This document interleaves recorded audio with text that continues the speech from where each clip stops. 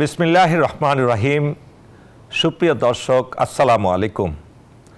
আমি কর্নেল মোহাম্মদ আব্দুল হক আপনাদেরকে সাদর আমন্ত্রণ জানাচ্ছি আমাদের আজকের নিউজ 24 চ্যানেলের মুক্তির কথা অনুষ্ঠানে আলোচনা করার জন্য আমাদের স্টুডিওতে আজকে আমন্ত্রণ জানিয়েছি দুজন বিজ্ঞ আলোচককে, যারা এই সংক্রান্ত বিষয়ে বেশ নলেজ রাখেন, জ্ঞান রাখেন, আলোচনা করেন। একজন হলেন আমার ডান থেকে আমি বলছি লেফটেন্যান্ট কর্নেল মোহাম্মদ সিদ্দিকুর রহমান, যিনি একটি আপনার intelligence organisation foundation for strategic and development স্টাডিজের ডাইরেক্টর অপারেশন। আপনাকে স্বাগতম আজকের এই অনুষ্ঠানে। আমাদের আরেকজন রাজনীতিবিদ উপস্থিত হয়েছেন, young energetic leader, popular leader এবং তারুণ্যের প্রতীক মোহাম্মদ রাশেদ খান, সাধারণ সম্পাদক গণ অধিকার পরিষদ। রাশেদ, আপনাকেও এই অনুষ্ঠানে, মুক্তির কথা অনুষ্ঠানে স্বাগতম। আমাদের আলোচনা শুরু করতে পারি আমরা আজকে। ইন্ডিয়া আমাদের প্রতিবেশী দেশ, চতুর্দিকে শুধু বঙ্গোপসাগর বাদ দিয়ে, এবং ইন্ডিয়ার সাথে আমাদের যে দীর্ঘ বর্ডার লাইন, খুব কম দেশেরই এত দীর্ঘ বর্ডার আছে একটি দেশের সাথে আরেকটি। দুঃখজনক হলেও সত্য, এই দেশটি আমাদের প্রতিষ্ঠা সেই পাকিস্তান 47 সালে পাকিস্তান হওয়ার বহু আগে থেকে এই ভূখণ্ডের বিরুদ্ধে তারা কন্টিনিউয়াসলি ষড়যন্ত্র করে যেত। যখন জমিদাররা ছিলেন তারাও ষড়যন্ত্র করেন মুসলমান জনগোষ্ঠীর বিরুদ্ধে, এবং 1905 সালে যখন বঙ্গভঙ্গ হলো সেটাও তারা টলারেট করলেন না। আমাদের 6 বছর মাত্র টিকতে পেরেছিল বিশাল বঙ্গ, সেই বঙ্গটাকে তারা ভঙ্গ করলো, রদবদল করলো অবশেষে 1911 সালে। এ থেকে শুরু, আর পিছনে ফিরে তারা তাকান না, আমাদের বিরুদ্ধে কন্টিনিউয়াসলি তারা আগ্রাসন চালাচ্ছেন।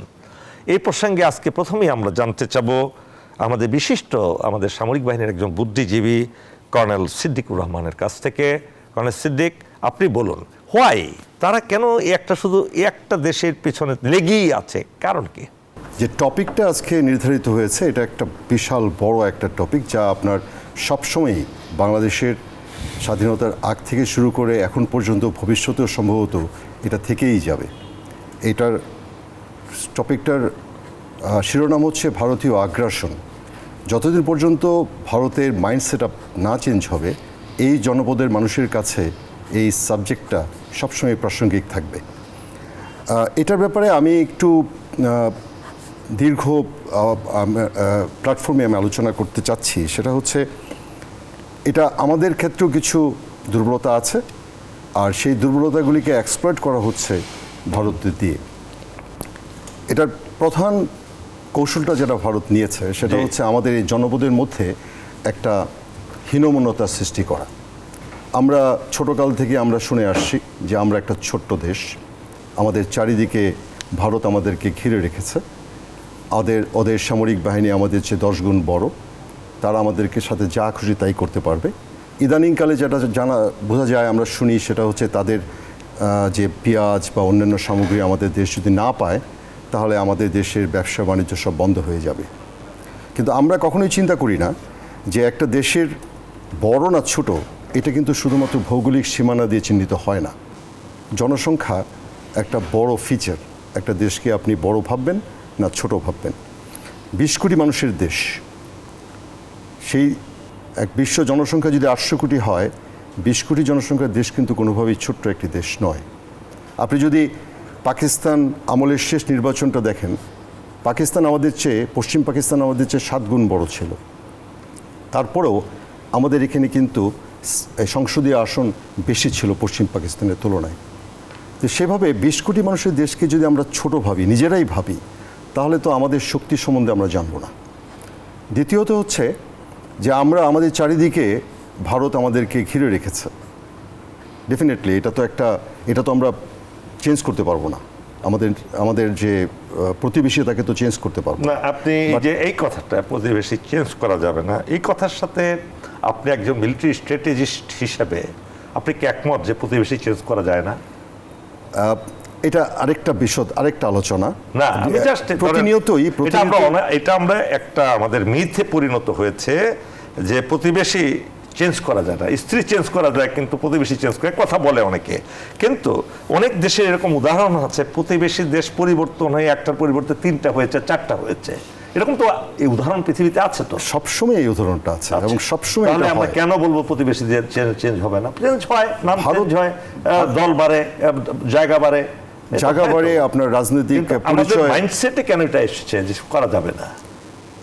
এটা তো আমাদের একটা দুর্বলতা, কি মনে করেননি আপনার? নিশ্চিতভাবেই এটা আমাদেরকে চিন্তা করতেই হবে আমাদের দেশের স্বার্থে। সবচেয়ে প্রথমে হচ্ছে বাংলাদেশের স্বার্থ। সেই স্বার্থ অনুযায়ী আমাদের প্রতিবেশী কারা আমাদের সাথে ভালো প্রতিবেশীমূলক আচরণ করবে সেটার উপরে আপনার রাজনৈতিক পরিচয় পরিবর্তিত হতেই পারে।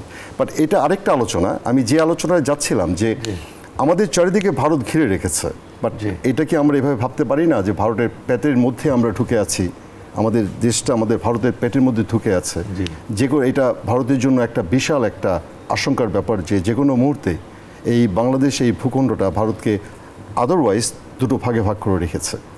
আর তৃতীয়ত হচ্ছে সামরিক শক্তি। এটা এরকমভাবে আসলে আমরা চিন্তা করা উচিত না যে তাদের সেনাবাহিনী বা সশস্ত্র বাহিনী আমাদের 10 গুণ বড়, তারা যে কোনো মুহূর্তে তাদের 10 জনের এগেনস্টে আমাদের একজনকে লড়তে হবে। এটা ঠিক এরকম না ব্যাপারটা। এখানে কয়েকটা জিনিস আমাদের চিন্তা করতে হবে। এক নম্বর হচ্ছে যে ভারত কি তার সমস্ত সশস্ত্র বাহিনীর শক্তিকে আমাদের বিরুদ্ধে একটা সময়ে কাজে লাগাতে পারবে কিনা। আমার জানা মতে ভারতের প্রধান তারা যেভাবে চিন্তা করে সামরিক শত্রু হিসেবে তারা চীনকে চিন্তা করে, তারপরে পাকিস্তানকে চিন্তা করে। তারা তাদের সৈন্যবাহিনীর যে অংশটা নিজেদের দেশকে রক্ষার জন্য ওই সমস্ত সীমান্তে আছে তাদেরকে একবারে তুলে নিয়ে এসে বাংলাদেশের বিরুদ্ধে ইজ ইম্পসিবল। আরেকটা জিনিস আমাদের আরেকটা শক্তি আছে। পৃথিবীতে খুব কম জাতি রাষ্ট্র আছে যেখানে একটা জাতি একটা রাষ্ট্রের মালিক। এটা তো আরো বড় সমস্যা হিসেবে দেখা দিয়েছে বাংলাদেশে। আমি আপনার কাছে আবার আসব। আমি এই পর্যায়ে আমি ইয়াং পলিটিশিয়ান তার কাছে এই সূত্র ধরে বলছি, আমরা অনেকে বলি যে আমরা এক জাতি, এক ভাষা, এক ধর্ম ইত্যাদি ইত্যাদি বলে থাকি, বরঞ্চ আমি দেখছি এটা আরো বড় সমস্যা বাংলাদেশে। কারণ এক জাতি বহু ভাগে বিভক্ত হয়ে গেছে। কেউ ভারতীয় আগ্রাসনের পক্ষেই কথা বলছে, কাজ করছে। মিস্টার রাশেদ, আপনি দেখুন বিগত 16-17 বছরে আপনি একজন সম্মুখ সারির আন্দোলনকারী, আপনি দেখেছেন কি নৃশংসতা ভারতীয় আগ্রাসনের মাধ্যমে এই দেশে করেছে। হ্যাঁ, অথচ আমরা যে বলি এক জাতি, এক দেশ, এক ধর্ম ইত্যাদি ইত্যাদি আমরা ঐক্যবদ্ধ হতে পারি, কিন্তু এটা তো প্রমাণিত সত্য যে বিশাল সংখ্যক ভারতীয় দালাল অথবা ভারতের তল্পি বাহক এই দেশের সৃষ্টি হয়েছে এবং তারা এখনো সেই কাজগুলো করে যাচ্ছে। এই প্রসঙ্গে আপনার মন্তব্য জানতে চাই, সংক্ষেপে বলুন। ধন্যবাদ সবাইকে। গণ অধিকার পরিষদের পক্ষ থেকে শুভেচ্ছা। ভারতীয় আগ্রাসন আমাদের জন্য অত্যন্ত খুবই ক্ষতিকর এবং এই আগ্রাসনের বিরুদ্ধে কিন্তু আমরা বেশ ব্যাপকভাবে প্রতিবাদ করেছি। আমাদের উত্থানের আগে আমরা দেখেছি যে আসলে অনেকে ভারতের আগ্রাসনের বিরুদ্ধে লেখালেখি করেছে, বক্তব্য দিয়েছে, কিন্তু মাঠ পর্যায়ে আসলে ওইভাবে আন্দোলনটা গড়ে ওঠেনি। সাবেক ছাত্রনেতা এবং পরবর্তীতে বিএনপির নেতা ছিলেন ইলিয়াস আলী, তিনিও কিন্তু ওই ভারতীয় আগ্রাসনের বিরুদ্ধে প্রতিবাদ করতে গিয়ে তিনি গুমের শিকার হয়েছেন। এবং আমাদের মাওলানা ভাসানী তিনিও সবসময় ভারতের আগ্রাসনের বিরুদ্ধে প্রতিবাদ করেছেন। কিন্তু একটা সময় গিয়ে আসলে আমরা এই 10-15 বছরে আসলে ওইভাবে আর ভারতীয় আগ্রাসনের বিরুদ্ধে প্রতিবাদটা দেখিনি। কারণ সবাই মনে করেছে যে আমি যদি ভারতের আগ্রাসনের বিরুদ্ধে প্রতিবাদ করি তাহলে আমার অবস্থা আসলে ইলিয়াস আলীর মতো হবে। সেই ভয়ের জায়গা থেকে আগ্রাসনের বিরুদ্ধে যে সোচ্চার প্রতিবাদ সেটা আসলে বন্ধ হয়ে গিয়েছিল। কিন্তু আমরা জানতে চেয়েছি যে আমরা যে ভারতের আগ্রাসনের বিরুদ্ধে লড়াই করব তাদের লালিত পালিত লোকের সংখ্যা তো কম নয়, সে কারণেই তো তারা টিকে ছিল দীর্ঘদিন। সেটা জি, আমি ওইখানে আসতেছি। তো পরবর্তীতে আমরা আবার যখন 2018 সালের কোটা সংস্কার আন্দোলন, এরপরে 19 সালের ডাকসু নির্বাচন, এরপরে ছাত্র রাজনীতিতে প্রবেশ, আমাদের ওই সময়কার যে উত্থান আপনি নিশ্চয়ই জানেন যে আমরা ভারতের আগ্রাসনের বিরুদ্ধে প্রতিবাদ করার মাধ্যমে আমাদের উত্থান। যখন ভারতের জনগোষ্ঠী বিশেষ করে সংখ্যালঘুরা মুসলিমরা যখন এনআরসি এবং সিএএ বিরোধী আন্দোলনটা করছিল তখন নরেন্দ্র মোদী সরকার, পুলিশ বাহিনী তারা কিন্তু ব্যাপকভাবে মুসলমানদের উপরে তারা আক্রমণ করেছে, নির্যাতন করেছে, এমনকি মানে হত্যাযজ্ঞের ঘটনা ঘটেছে। তখন বাংলাদেশ থেকে, ঢাকা বিশ্ববিদ্যালয় থেকে আমরা কিন্তু প্রতিবাদ করেছিলাম, এবং সেই প্রতিবাদের কারণে আপনি জানেন যে নিষিদ্ধ ছাত্র সংগঠনের ঢাবি শাখার তৎকালীন সভাপতি সঞ্জিত এবং সাদ্দাম, পরবর্তীতে ছাত্রলীগের সভাপতি, কেন্দ্রীয় সভাপতি হন, এবং সঞ্জিত এরা কিন্তু রয়ের প্রকৃত এজেন্ট, এবং এই যে রয়ের এজেন্ট তাদের নেতৃত্বেই কিন্তু ডাকসুর ভিপি নুরুল হক নূরের রুমে আমাদেরকে হত্যা চেষ্টা করা হয়। অর্থাৎ আপনি যে এদেশের ভারতীয় দালাল এজেন্টদের কথা বললেন, এই প্রসঙ্গ টানতে গিয়ে কিন্তু আমার এত কথা বলা লাগলো। তো এরকম অসংখ্য সাদ্দামদের মতন, সঞ্জিতদের মতন অসংখ্য দালাল কিন্তু বাংলাদেশে তৈরি হয়েছিল এবং এখনও আছে। আওয়ামী লীগের যে আপনার রাজত্ব, আওয়ামী লীগ যে 15-16 বছর ধরে তারা বাংলাদেশের মানুষের উপর নিপীড়ন করেছে, কাদের সহযোগিতায়, এবং এই যে পৃষ্ঠপোষকতা কারা করেছে, এটি করেছে র এবং ভারত। যদি ভারত এবং র যদি আসলে প্রকৃতপক্ষে আওয়ামী লীগের পাশে না থাকতো, তাহলে কোনোভাবেই শেখ হাসিনা এইভাবে 14 সালের নিশিরাতের মানে একতরফা নির্বাচন, 18 সালের নিশিরাতের নির্বাচন, 24 সালের ডামি নির্বাচন কোনোভাবেই করার দুঃসাহস দেখাতো না। শেখ হাসিনাকে পথভ্রষ্ট করেছে ভারত, তাকে বলেছে যে তুমি তোমার মতন করে ক্ষমতায় থাকো, আমরা তোমাকে আজীবন সমর্থন দেব। আপনি নিশ্চয়ই ভুলে যাননি 14 সালের ইলেকশনের আগে কি হয়েছিল। তখন কিন্তু ওই আপনার ভারতীয় পররাষ্ট্র সচিব কিন্তু বাংলাদেশে এসেছিলেন এবং এরশাদ সাহেবকে বলেছিলেন আপনাকে নির্বাচনে যেতে হবে। তার মানে কি? তার মানে এই সুজাতা সিং এই বাংলাদেশে যতটা না আসলে শেখ হাসিনা বা আওয়ামী লীগের ক্ষমতায় থাকার আকাঙ্ক্ষা ছিল, তার থেকে তাকে বেশি ক্ষমতায় রাখার প্রয়োজন ছিল ভারতে। বলে থাকেন মিস্টার রাশেদ, অনেকে বলে থাকেন যে আওয়ামী লীগকে প্রতিষ্ঠা করেছে, তৈরি করেছে ইন্ডিয়া। তাদের অর্থায়নে ছাত্রলীগ তৈরি হয় 1948 সালে 4 জানুয়ারি ঢাকা বিশ্ববিদ্যালয়ে।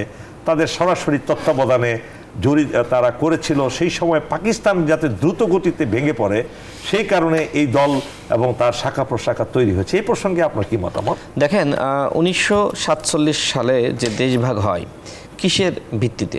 ধর্মের ভিত্তিতে। আপনাকে স্বীকার করতে হবে, দুইটি আদর্শের ভিত্তিতে। এক্স্যাক্টলি, ধর্মের ভিত্তিতেই মূলত আসলে দেশটা ভাগ হয়। তারা হিন্দুত্ববাদী চিন্তা করে, আর আমরা যারা সংখ্যাগরিষ্ঠ, আমরা যারা মুসলমান ছিলাম। এখন মুসলমানদের উপরে সবসময় কিন্তু ওই সংখ্যা, আমাদের থেকেও তাদের সংখ্যাটা বেশি ছিল। তারা কিন্তু চাকরিতে বৈষম্য, বিভিন্ন জায়গায় বৈষম্য সৃষ্টি করছিল, ব্যবসা বাণিজ্য নানানভাবে। যে কারণে ওই সময়কার আমাদের যারা নেতৃত্ব ছিলেন তারা চিন্তা করলেন যে কোনোভাবে আর এই হিন্দুত্ববাদী চিন্তা যারা করে তাদের সাথে আমাদের এক থাকার সুযোগ নাই। যে জায়গা থেকে কিন্তু 1947-এ দেশভাগ হয়, আমরা পাকিস্তান অর্থাৎ এই অংশে, এখন তো পূর্ব পাকিস্তান, ওই সময় পশ্চিম পাকিস্তান, অর্থাৎ এক পাকিস্তান ছিলাম। তো এটি মূলত ওই সময় থেকে কিন্তু আপনার ধর্মের ভিত্তিতে চিন্তা করা, ধর্মের ভিত্তিতে আলাদা হয়ে যাওয়া, এটা তো খুবই গুরুত্বপূর্ণ একটা বিষয় ছিল। দেখেন, এই কারণে আমি বলতেছি যে আসলে এই যে বাংলাদেশ বলেন বা পাকিস্তান বলেন বা আপনার ভারত বলেন, আসলে ধর্মকে উপেক্ষা করে এই দেশের রাজনীতি করা আসলে অতীতেও যায়নি, বর্তমানেও কিন্তু যাচ্ছে না। কোনো দেশে কি করে ধর্মকে বাদ দিয়ে? আমেরিকা কি করে? কোনো দেশ পারে না। আমেরিকার প্রেসিডেন্ট তো প্রথম নির্বাচিত হওয়ার পরে বাইবেলের উপর হাত রাখে এবং তার পরিবার নিয়ে শপথ গ্রহণের পর তাদের চার্চে চলে যায়। একইভাবে অন্যান্য দেশেও তারা ধর্মকে খুব গুরুত্ব দেয়। আমরা কি তার থেকে বের হওয়ার কোনো উপায় আছে কি? তা আপনি, হ্যাঁ, সেটি আমি বলবো। দেখেন, আমি ওইটাই বলতেছি, আপনার হিন্দুত্ববাদ আর হিন্দু ধর্মের যে আদর্শ লালন করা কিন্তু এক না। অর্থাৎ ওই সময়কার নেতারা কিন্তু তারা হিন্দু ধর্মকে গুরুত্ব দেওয়া সেটিকেই তারা বুঝিয়েছে। পরবর্তীতে বিজেপি এসে নরেন্দ্র মোদী তিনি কিন্তু হিন্দুত্ববাদ প্রতিষ্ঠা করেছেন, অর্থাৎ হিন্দু ধর্মের মানুষকে বিভ্রান্ত করে তাদেরকে মৌলবাদী চেতনায় উদ্বুদ্ধ করা, এইটা কিন্তু করেছে। তো বাংলাদেশে আবার যেটি হয়েছে বা পাকিস্তানে যেটি হয়েছে, সেটি আবার ওই যে মৌলবাদী চিন্তা বা আপনার শুধুমাত্র ওই হিন্দুত্ববাদের মতন এখানে মৌলবাদী চিন্তা, সেটা কিন্তু আমরা করি নাই। আমাদের হ্যাঁ, কখনো ছিল না। পাকিস্তানে বলেন, বাংলাদেশে বলেন, আমি মনে করি এইখানকার যারা সংখ্যা লঘু রয়েছে, হিন্দু সম্প্রদায় বলেন, বৌদ্ধ খ্রিস্টান, তাদের সাথে আমাদের অমায়িক সম্পর্ক, বন্ধুত্বের সম্পর্ক। আমি নিজেও ছোটবেলায় যখন বড় হয়েছি, আমার বাসা ঝিনাইদহ সদরে, আমার গ্রামের সব থেকে বেস্ট যারা আমার ফ্রেন্ড ছিল তারা কিন্তু হিন্দু ছিল। প্রাইমারি স্কুল, হাই স্কুল তারা হিন্দু ছিল। অর্থাৎ আমরা যে একসাথে বেড়ে উঠেছি না, আমাদের ভিতরে ধর্ম নিয়ে ওই ধরনের আসলে মানে বিভক্তি ছিল না। এটা আপনার ক্ষেত্রেও প্রযোজ্য। আপনি হয়তো মুসলমান হিসেবে আপনার ধর্মটা পালন করছেন, বা আমরা করছি, বা হিন্দু একজন তার ধর্ম পালন করছে, কিন্তু এই ধর্ম পালনের ক্ষেত্রে বা এই ধর্ম আলাদা, এই জন্য কিন্তু আমাদের বাংলাদেশে সেই বৈষম্যটা নাই। ভারতে সেটা রয়েছে। আর আপনি যে প্রশ্নটা করলেন যে আপনার ভারতের স্বার্থে ভারত মূলত পাকিস্তান ভাঙে, এটি সত্য, এটি আপনাকে স্বীকার করতে হবে। দেখেন, যখন আসলে পশ্চিম পাকিস্তান এবং হচ্ছে আমাদের পূর্ব পাকিস্তান, তো এই বাংলাদেশের মানে এখন তো বাংলাদেশ, তো এই অঞ্চলের মানুষ কিন্তু নানানভাবে বৈষম্যের শিকার হচ্ছিল, এটি সত্য। আমাদের স্বাধীনতার প্রয়োজন ছিল, তো ওই সময়কার রাজনৈতিক নেতৃত্ব কিন্তু স্বাধীনতা চায়নি, তারা চেয়েছে আপনার স্বায়ত্ত শাসন। এটি তো সত্য। শেখ মুজিব নিজেই তো স্বাধীনতা কখনো চায়নি। শেখ মুজিব নিজে সবসময় স্বায়ত্ত শাসন চেয়েছে, এবং এটি সত্য যে ওই সময়কার প্রেক্ষাপটে আসলে স্বাধীনতা চাওয়ার মতন ওই দুঃসাহসটা কারো ছিল না। যে চাইতো তারই হয়তো ফাঁসি দিয়ে দিত। যে কারণে ওই সময়কার রাজনৈতিক নেতৃত্ব সবসময় কিন্তু স্বায়ত্ত শাসন চেয়েছে। তো যেটি হোক না কেন, আমাদের আকাঙ্ক্ষা ছিল স্বাধীনতার, আমাদের আকাঙ্ক্ষা ছিল স্বায়ত্ত শাসনের। এখন আমাদের এই আকাঙ্ক্ষাকে পুঁজি করে ভারত কি মনে করলো? ভারত মনে করলো যে এই পাকিস্তানকে দুর্বল করার জন্য ভেঙে ফেলতে হবে। আমাদের স্বার্থ ছিল, আমরা বৈষম্যের শিকার হচ্ছিলাম যেমন সত্য, কিন্তু আমাদের এই চিন্তাকে আবার নগ্নভাবে আবার তাদের স্বার্থে ব্যবহার করেছে আবার ভারত, এটি সত্য। সেই সময় শেখ মুজিবকে দিয়ে বলেন, অন্যান্য যে আওয়ামী লীগের নেতারা বলেন, তাদেরকে কাজে লাগিয়ে এই পাকিস্তানটা ভেঙেছে। এটাও কিন্তু অনেক আলোচনায় রয়েছে, এটিও কিন্তু স্বীকার করতে হবে। তবে যেটি হয়েছে না কেন, ওই সময় তো একটা ফয়সালা হয়ে গেছে, আমরা একটা স্বাধীন রাষ্ট্র হয়ে গেছি।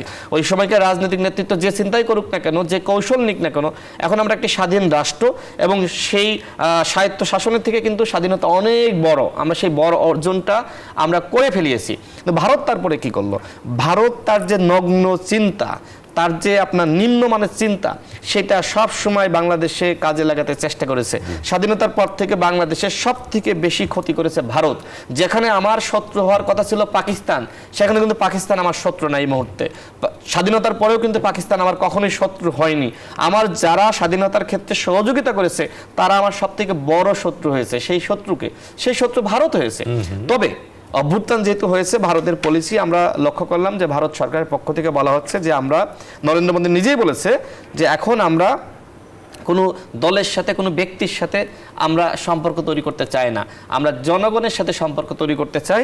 আমি নিজেও পাকিস্তান, এটা কি তাদের ভিতরের কথা নাকি এটা কথা যেটি হোক না কেন, এই যে বাংলাদেশ আপনার হাসিনার যে হাসিনাবাদ, সেটাকে ভেঙে চুরে খান খান করে দিয়েছে।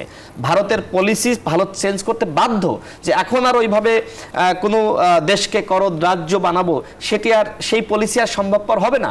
যে কারণে যেহেতু বাংলাদেশের মানুষ এখন ভারতীয় আগ্রাসনের বিরুদ্ধে ব্যাপকভাবে সোচ্চার। আপনাকে যদি আমি স্মরণ করিয়ে দিই, এই নির্বাচনে যেমনিভাবে শেখ হাসিনার বিরুদ্ধে স্লোগান হয়েছে, মানে অভ্যুত্থানে, দুঃখিত, এই অভ্যুত্থানে যেমনিভাবে শেখ হাসিনার বিরুদ্ধে স্লোগান হয়েছে, ঠিক একইভাবে নরেন্দ্র মোদীর বিরুদ্ধে স্লোগান হয়েছে। যেমনিভাবে আপনার হাসিনার ওই ফ্যাসিবাদ তন্ত্রের বিরুদ্ধে স্লোগান হয়েছে, ঠিক একইভাবে কিন্তু ভারতের আগ্রাসনের বিরুদ্ধে স্লোগান হয়েছে। শুধু এই অভ্যুত্থান না, যে 24 সালের দামি নির্বাচন, সেই সময় স্লোগান হয়েছিল যে ভারতীয় আগ্রাসন রুখে দাও জনগণ, ভারতীয় নির্বাচন বর্জন বর্জন। অর্থাৎ বাংলাদেশের মানুষ যেমনিভাবে হাসিনার বিরুদ্ধে লড়াই করেছে, ভারতের আগ্রাসনের বিরুদ্ধে লড়াই করেছে। যে কারণে ভারত এখন বুঝতে পারছে যে এখন আর ওইভাবে আসলে বাংলাদেশকে আমরা নিয়ন্ত্রণ করতে পারবো না।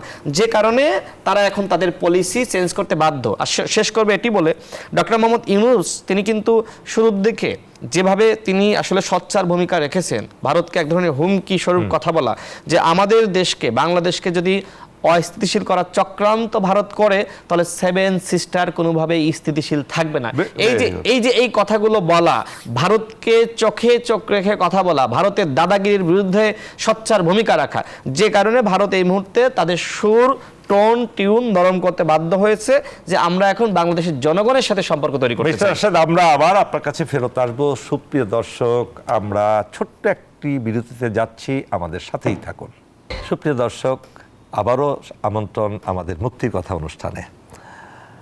প্রাণের সিদ্দিক, এই যে আমরা ভারতীয় আগ্রাসনের কথা শুনছি, আপনি বললেন, রাশেদ বললেন, এই আগ্রাসন আমরা এখন আবার বলছে তারা যে কোনো দলের সাথে মানে কোনো ইয়ের সাথে না, কোনো দলকে তারা বেছে নেবে না, তারা বেছে নেবে এই দেশের ম্যান্ডেটকে, জনগণের ম্যান্ডেটকে।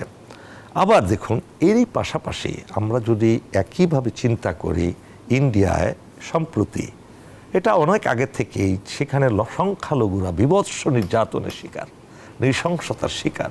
তাদের কোনো সে নাই, তাদেরকে বাড়ি থেকে উচ্ছেদ করা হচ্ছে, মেরে কেটে ফেলা হচ্ছে, মাংসের কথা বলে, গোমাংসের কথা বলে অসংখ্য মানুষকে তারা হত্যা করছে। একই সাথে দেখুন, এই কিছুদিন আগে $14 বিলিয়ন তাদের সম্পত্তি, ওয়াকফ সম্পত্তি তারা রাষ্ট্রীয়ভাবে দখল করে ফেলেছে পার্লামেন্টের মাধ্যমে। এই যে তাদের নীতি, এটা কি মুসলমান নিধন, মুসলমান জাতিগতভাবে শেষ করে দিয়ে সেখানে আবার আমাদেরকেও ধরার পালা? সংক্ষেপে যদি একটু বলেন। স্যার, এখানে জিনিসটা বুঝতে এভাবে আমি যেভাবে বুঝি সেটা হচ্ছে যে ভারত এর যে পলিটিশিয়ান যারা আপনার দেশ চালায়, তারা কিন্তু আপনার উচ্চ বর্ণের হিন্দু। সো আমি একজনের কথা শুনছিলাম, উনি বললেন যে যদি আজকে ভারতে মুসলমানরা না থাকতো, তাহলে তখন তাদের মধ্যে শুরু হতো কে ব্রাহ্মণ, কে কায়স্থ, কে শূদ্র, সেটা নিয়ে শুরু হতো। এখন ব্যাপারটা হয়েছে যে মুসলমানরা যেহেতু স্যার ছড়িয়ে ছিটিয়ে আছে, মুসলমানের সংখ্যা কিন্তু কম না, 22 থেকে 24 কোটি মুসলমান আছে, কেউ কেউ বলে এটা আরও বেশি, 30 কোটি অনেকে বলে। জি স্যার। তো এই মুসলমানরা যারা আছে, এটা কিন্তু তারা একসাথে একটা জায়গা মধ্যে কনসেন্ট্রেটেড অবস্থায় নেই, বিভিন্ন জায়গায় তারা ছড়িয়ে ছিটিয়ে আছে। তাদের ম্যাক্সিমাম কনসেন্ট্রেশন হচ্ছে কাশ্মীর বা হায়দ্রাবাদ, এই সমস্ত অঞ্চলে। কিন্তু তারা যেটা করছে, তাদের বয়ানগুলি স্যার অন্যরকম, ইন্ডিয়ান ন্যারেটিভগুলি অন্যরকম। একটা হচ্ছে যে আন্তর্জাতিক পরিমণ্ডলে মুসলমানদের বিরুদ্ধে যে একটা যুদ্ধ চলছিল, মানসিকভাবে আপনার সবাইকে যেভাবে ইসলামের বিরুদ্ধে যেভাবে নিয়ে যাওয়া হচ্ছিল, যে এটাকে একটা অশান্তি ধর্ম হিসাবে, সেই সুযোগটা তারা নিয়েছে। আর এই সুযোগটা নিয়ে তারা কিন্তু তাদের সাথে জয়েন করেছে। আপনি যদি রিসেন্টলি দেখেন যে স্ট্যাটিস্টিক্স বলে যে গাজাতে যারা এই হত্যাযজ্ঞ চালাচ্ছে ইহুদি, তাদের সাথে কিন্তু ইন্ডিয়ার সাথে ইন্ডিয়ার অনেকেই গিয়ে জয়েন করেছে। ইভেন আমি যেটা শুনেছি যে এই ইসরায়েল অনেক আগে থেকেই ইন্ডিয়া ভারত থেকে বাচ্চা বয়সে তাদেরকে নিয়ে গিয়ে ওখানে রেখে তাদেরকে ওভাবে তাদেরকে মোটিভেট করে, প্রশিক্ষিত করে তাদের সেনাবাহিনী বিভিন্ন জায়গায় নিয়েছে, এটা করেছে। আপনি যদি মার্কিন যুক্তরাষ্ট্রের দিকে তাকান, তাহলে ওখানে দেখবেন যে ইন্ডিয়ান অরিজিন যে পাওয়ার গ্রুপটা আছে, তারা কিন্তু যথেষ্ট শক্তিশালী। এই ইহুদি লবিটা এবং ইন্ডিয়ান লবিটা কিন্তু তাদের রাষ্ট্রীয় ভেরি স্ট্রং, এবং তারা কিন্তু তাদের রাষ্ট্রীয় যে চিন্তাভাবনাগুলি, সেগুলিকে তারা প্রভাবিত করে, অনেক ক্ষেত্রে প্রভাবিত করে। তো এই সুযোগটা তারা নিয়েছে। কিন্তু এই 2024-25 যে জনমানুষের আন্দোলনটা হলো, এতে হয়েছে কি, আমাদের মধ্যে যে একটা হীনমন্যতা ছিল বা আমাদের যে একটা ধারণা ছিল যে ভারতের সাথে আমরা কোনোভাবেই পারবো না, এটা কিন্তু হয়নি। আপনি যদি লক্ষ্য করেন, রাশেদ খান যেটা বললেন, সেটা খুব যদি আমরা আরেকটু বিশ্লেষণ করি, তাহলে দেখবেন যে এই আন্দোলনটা কিন্তু ভারত এবং হাসিনা কিন্তু একাকার হয়ে গিয়েছিল। মানুষ কিন্তু ভারতের বিরুদ্ধে অনেক দিন ধরেই বলছে। আপনি কি মনে করেন যে 16 বছর আপনি স্বাধীন ছিলেন? স্বাধীনতা যদি আমরা শুধু বলি যে আমরা একটা দেশের নাগরিক, তাহলে ঠিক আছে, বাট স্বাধীনতা বলতে যেটা বুঝি, তাই বলে, তাহলে আমার প্রশ্ন হলো আপনার কাছে, আমাদের পার্শ্ববর্তী প্রদেশ হলো পশ্চিমবঙ্গ। পশ্চিমবঙ্গের জনগণ, পশ্চিমবঙ্গের যারা অ্যাডমিনিস্ট্রেশন চালিয়েছিলেন সেই সময় বা এখন চালাচ্ছেন, তারা কি আপনার চেয়ে কম অধিকার ভোগ করেছে তাদের ইন্ডিয়ান সুযোগ? নিশ্চিতভাবেই তারা। আপনি যদি পশ্চিমবঙ্গে যান, তাহলে পশ্চিমবঙ্গের সবচাইতে দরিদ্র, পশ্চিমবঙ্গ কিন্তু ইটসেলফ ভারতের রাজ্যগুলির মধ্যে খুব গরিব একটা রাজ্য। তারা কিন্তু আপনার ওই আগে থেকে, আপনি যদি আরও আগে যান, ইংরেজ আমলে যান, আপনি দেখবেন যে ইংরেজরা কলকাতা শহরটা কিন্তু ঢাকা শহরের অনেক পরে তারা এস্টাবলিশ করেছে, এবং ওখানে কিন্তু ওই পাঁচাটা যারা ছিল, যারা আপনার ওখানে পণ্ডিত হিসেবে জয়েন করেছে বা অন্যান্য ইয়েতে জয়েন করেছে, তারা কিন্তু আপনার ওই ইংরেজদের চামচামি করেই কিন্তু তারা তাদের পজিশনটা ওখানে নিয়েছে। কিন্তু পরে যেটা হয়েছে সেটা হচ্ছে যে আপনার এই যে তাদের যে একটা, না, আমি জাস্ট আপনাকে বোঝাতে চাচ্ছিলাম, আমি এই কথাটা আন্দোলনের সময় বলছিলাম অনেকবারই, যে এই হাসিনার ফ্যাসিস্ট শাসনের চেয়েও ইন্ডিয়ার প্রদেশ ভালো, কথার কথা সেই সময়ে যে ইন্ডিয়ার প্রদেশও যদি হইতো তাহলেও এই দেশে এমন নির্মমতা হতো না, দিনে দুপুরে মানুষ মারা, গুম করা, খুন করা, টাকা লুট করা। দেশকে আপনি চিন্তা করে দেখেন, কোন সরকার কি আছে পৃথিবীতে যে সরকার দেশের স্টেট ব্যাংকের পুরো রিজার্ভ চুরি করে ফেলে? এবং সেদিন তদন্ত করে বের হলো $2 বিলিয়ন একদম তারা নেওয়ার পরিকল্পনা করে চুরি করে সরকারিভাবে, এবং তাদের বিরুদ্ধে, এবং যারা চুরি করেছে বাংলাদেশ ব্যাংকের, হাসিনা বলে দিয়েছে তাদেরকে যাতে এই কি জানি বলে সেটা কোর্ট অফ ইনকোয়ারিতে তাদেরকে যাতে জড়ানো না হয়। তাহলে আপনি কি মনে করেন আপনি কি পশ্চিমবঙ্গের চেয়ে ভালো সুবিধা ভোগ করেছেন? স্যার, এটা একটা চমৎকার একটা কথা বলেছেন আপনি, যে আমরা একটা স্বাধীনতার নামে একটা দেশে থেকে আমরা কি পরাধীন ছিলাম কিনা। অ্যাকচুয়ালি স্যার, ইন্ডিয়ার কিন্তু এই বাংলাদেশকে দখল করে তাদের একটা প্রদেশ বানানো, এটার জন্য তাদের জন্য স্ট্র্যাটেজিক্যালি কিন্তু খুব ভালো একটা ধারণা নয়। কারণ এখানে আপনার 20 কোটি মুসলমান আছে, তারা কেন একটা একটা একটা রাষ্ট্রকে তারা নিবে? এটা নেওয়া সম্ভব না, বর্তমান বিশ্বে বৈশ্বিক যে পরিবেশ তাদের নেওয়া সম্ভব না। কিন্তু তারা প্যালেস্টাইনকে পার্টির সাথে মিশিয়ে দিচ্ছে। ওইটা হচ্ছে আরেকটা জিনিস, যেটা হচ্ছে তারা অলরেডি দখল করে ফেলেছে। 20 কোটি মানুষকে ভারতের মধ্যে নেওয়া, ভারতের মধ্যে বিচরণ করেন। আমরা যদি স্যার ইন্ডিয়া আমাদের দখল করে, তাহলে কিন্তু আমরা ইন্ডিয়ান হলো, আমরা we can go anywhere. So this will be একটা সবসময় একটা কন্টিনিউয়াস একটা বদরেশন হবে। তার চেয়ে তারা যে স্ট্র্যাটেজিটা নিয়েছে যে বাংলাদেশকে তারা স্বাধীন রাখছে, বাট আসলে আমরা পরাধীন, আমরা তাদের সব সার্ভিস দিব, তাদের সব স্বার্থ রক্ষা করব, আমাদের তারা চাকর বাকরের মতো বিহেভ করবে। এবং হাসিনা এবং আওয়ামী লীগকে, আমার দুঃখটা হচ্ছে এখানে, আমি বহু বছর আগে থেকে বলতাম যে হাসিনা শুধুমাত্র দেশকে ধ্বংস করছে না, তার দলটাকেও ধ্বংস করে দিয়েছে। এই আওয়ামী লীগ মানেই এখন মানুষ জানে যে একটা দল যারা ভারতের কথা শুনবে, ভারতকে তোষণ করবে, ভারত যা বলবে সেটাই করবে। দেশের মানুষ তাদের কাছে বড় কথা না। আমরা যে কথাটা বলি যে দেশের ব্যক্তির চেয়ে দল বড়, দলের চেয়ে দেশ বড়, আপনার আওয়ামী লীগের ক্ষেত্রে ঠিক এটা উল্টো। আপনি দেখবেন যে দেশের চেয়ে তারা দল বড়, কারণ তারা দেশের মানুষের মধ্যে তারা একটা সেগমেন্ট করেছে, দলের চেয়ে ব্যক্তি বড়।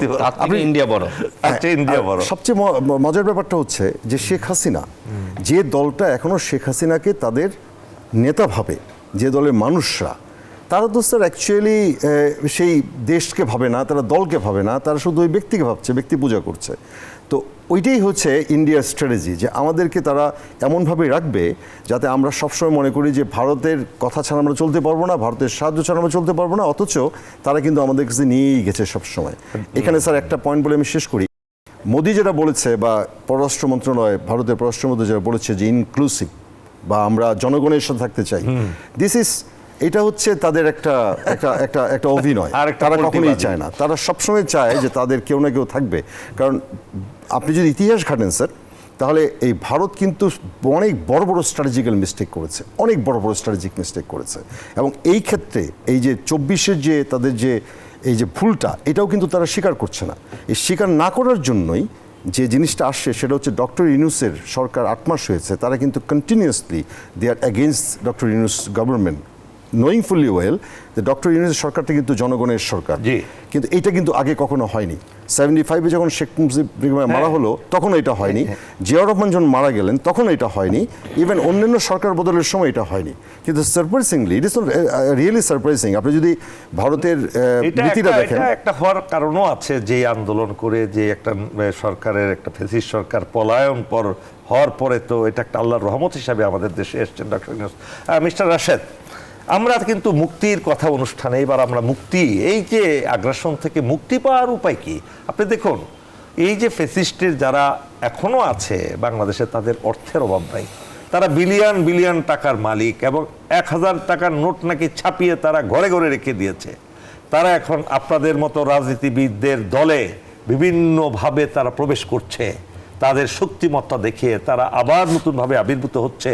তাহলে মুক্তিটা হবে কিভাবে mister Rashed? As a politician, young politician, আমরা তো দেখতে পাচ্ছি আপনাদের দলগুলোতে তারা আবার ভিড়ে গেছে, বিভিন্ন পদবি নিয়ে আবার মাস্তানি করছে। তাহলে মুক্তি কি হলো আমাদের? ধন্যবাদ। দেখেন, আমি প্রায়ই আমার টকশোগুলোতে বা বক্তব্যে বলে থাকি যে বাংলাদেশ থেকে শুধুমাত্র হাসিনা পালিয়ে গেছে, তো হাসিনা যে ব্যবস্থা তৈরি করেছিল সেই ব্যবস্থা কিন্তু ধ্বংস হয়ে যায়নি। এখনো পর্যন্ত সচিবালয়ে সেখানে হাসিনার সুবিধাভোগী পেতাত্তারা আরও বেশি প্রমোটেড। এই গভর্নমেন্টের আমলে গভর্নমেন্টের একটা পলিসি আমার কাছে মনে হয়েছে, সেটি হলো যে যারা বিএনপি বা জামাতপন্থী বা ভিন্ন মতের ছিল, জি, সেই সকল অফিসাররা বা একসময় যারা ছাত্রদল ছাত্র শিবিরের রাজনীতি করেছে, তো তাদেরকে দিয়ে তো আসলে আমরা কাজ করাতে পারবো না।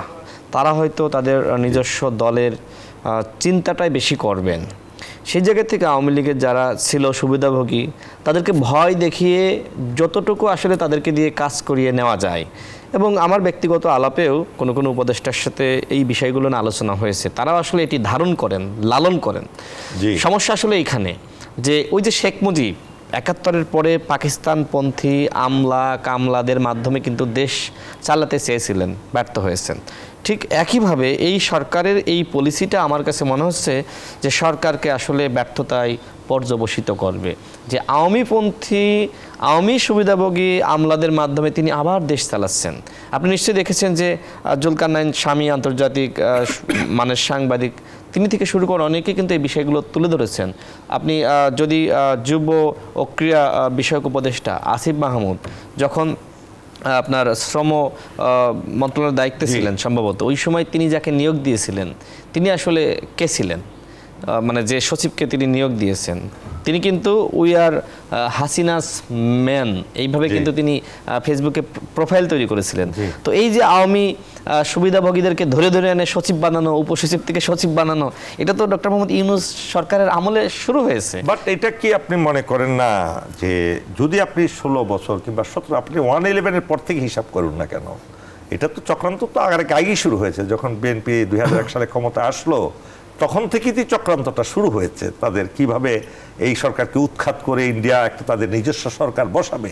সেই জন্যই তো 111 একটা ইন ডিসগাইজ আসছে। সেই সময় থেকে আপনি যারা বিসিএস ক্যাডার ছিল, বিভিন্ন ক্যাডারে তারা ভর্তি হয়েছে, তারা তো আপনি যদি ধরে নেন, আপনার কথা যদি সঠিক হয়, তাহলে তো সবাইকে বাদ দিতে হবে। কেননা আজকে যারা মনে করেন ডিএস, সাপোজ ডেপুটি সেক্রেটারি, তারাও তো হাসিনারই ভর্তি।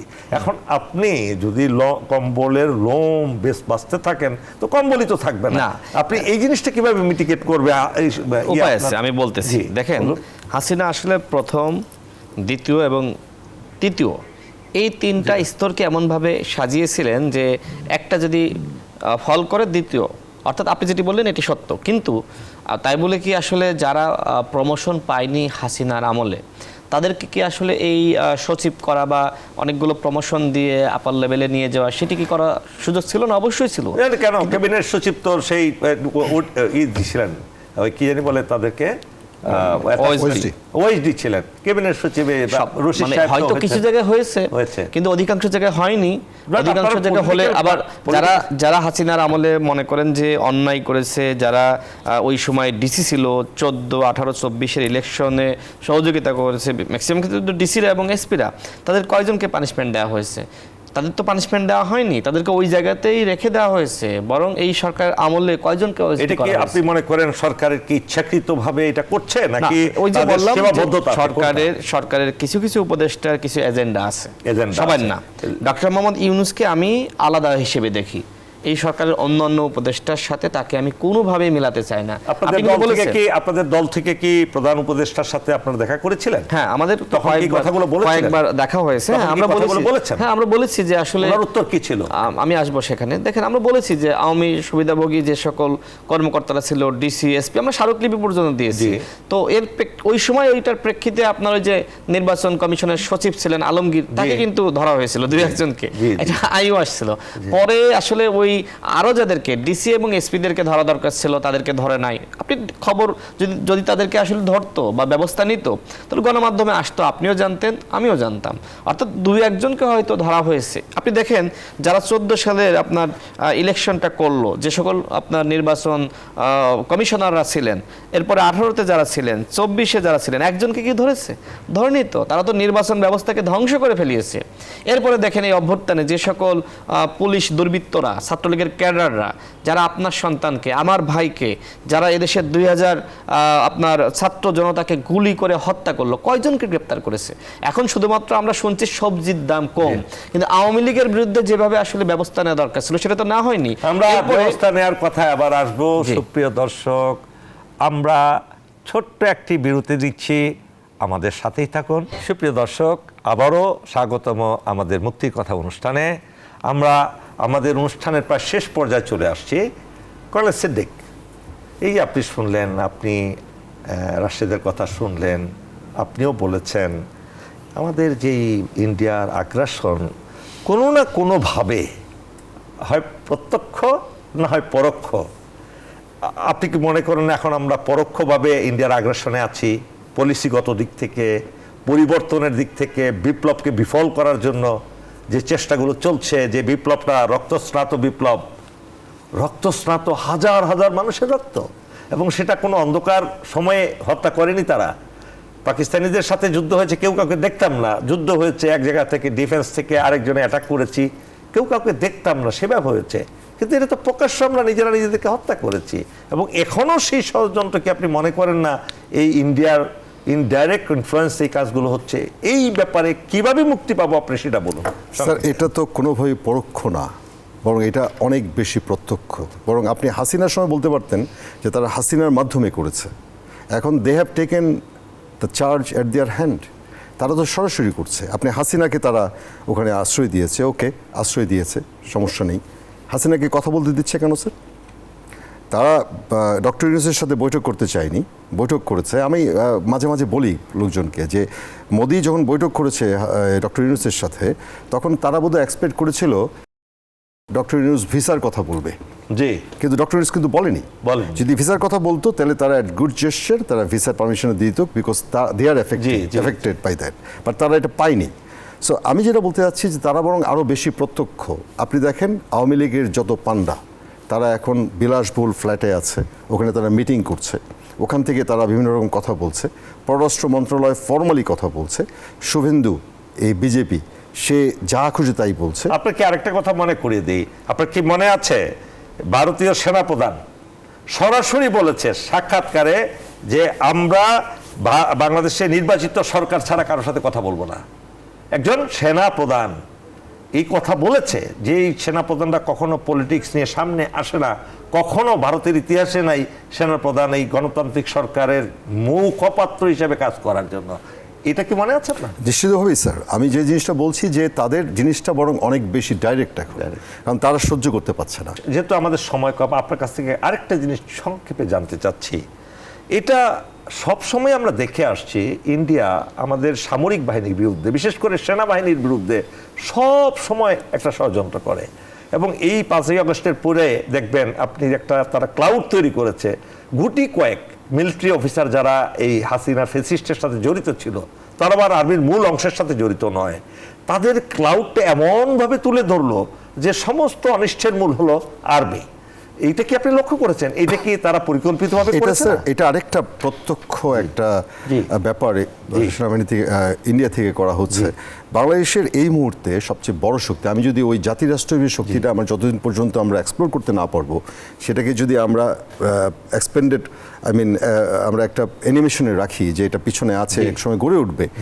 আমাদের প্রধান যে শক্তি আমাদের বাইরে প্রকাশ করার মতো দুইটা শক্তি আছে স্যার। একটা হচ্ছে আমরা ইসলামের অনুসারী, আর 2 নম্বর হচ্ছে আমাদের একটা সশস্ত্র বাহিনী আছে যারা ট্রেন্ড।